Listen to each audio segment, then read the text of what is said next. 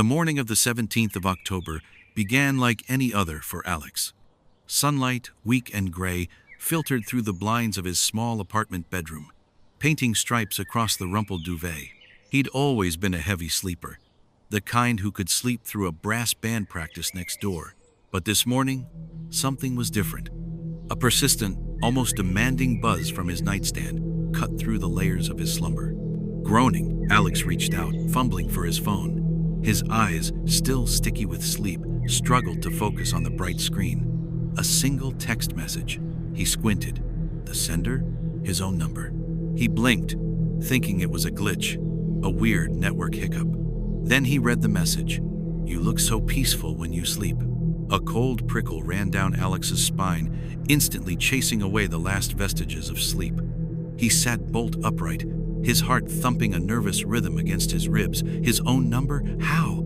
He quickly checked his sent messages. Nothing. He hadn't sent it. Maybe a prank? But who could spoof his number so perfectly? And why send such a creepy message? He lived alone. The windows were locked. The door double bolted. He tried calling his own number. It went straight to his voicemail, his own recorded voice greeting him.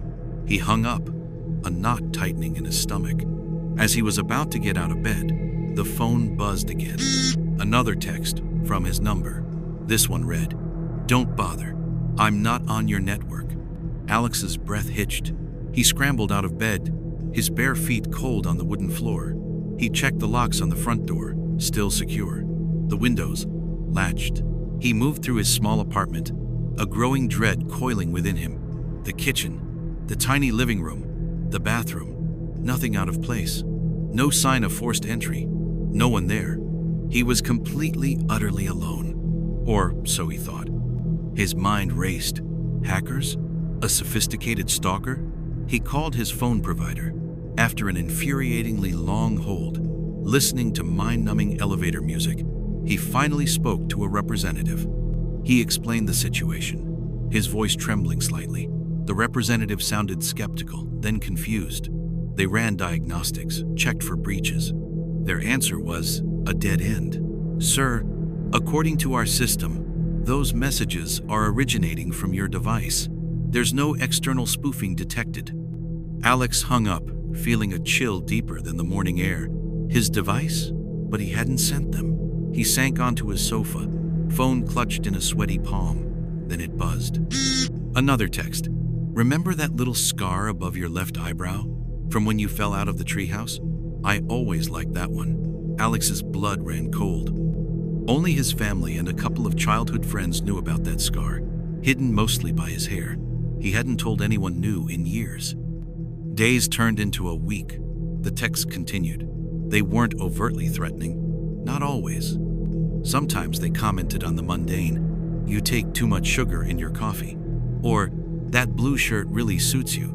Other times, they were more invasive, mentioning private thoughts he'd only had, or dreams he'd barely remembered. Alex started to feel like he was living in a fishbowl, every move, every thought, observed. He changed his passwords, ran virus scans, even factory reset his phone. The texts kept coming. Sleep became a luxury he could barely afford. Every creak of the floorboards, every distant siren made him jump. He'd lie in bed, phone on silent, screen down, yet acutely aware of its presence. He started seeing things in the periphery of his vision, a flicker of movement, a shadow that seemed too dense.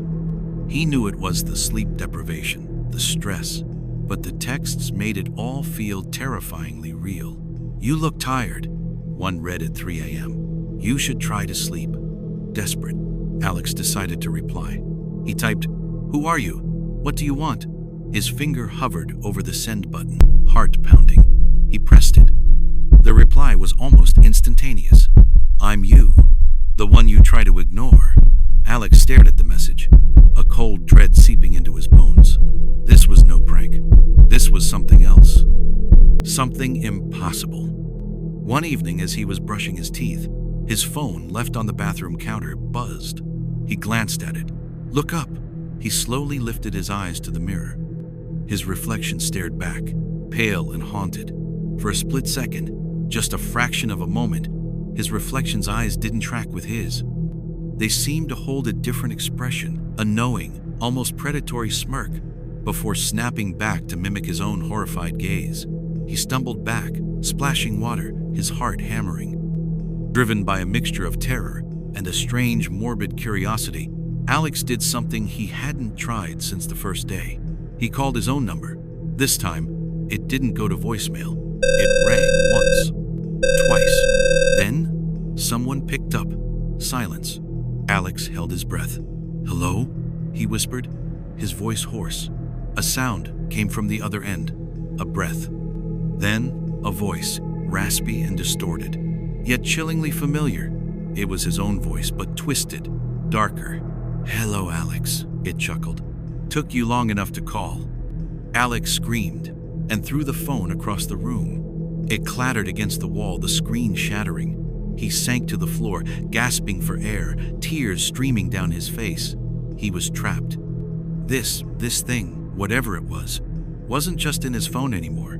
It was in his head, in his voice, in his reflection. It was consuming him. He rocked back and forth, muttering, "It's not me.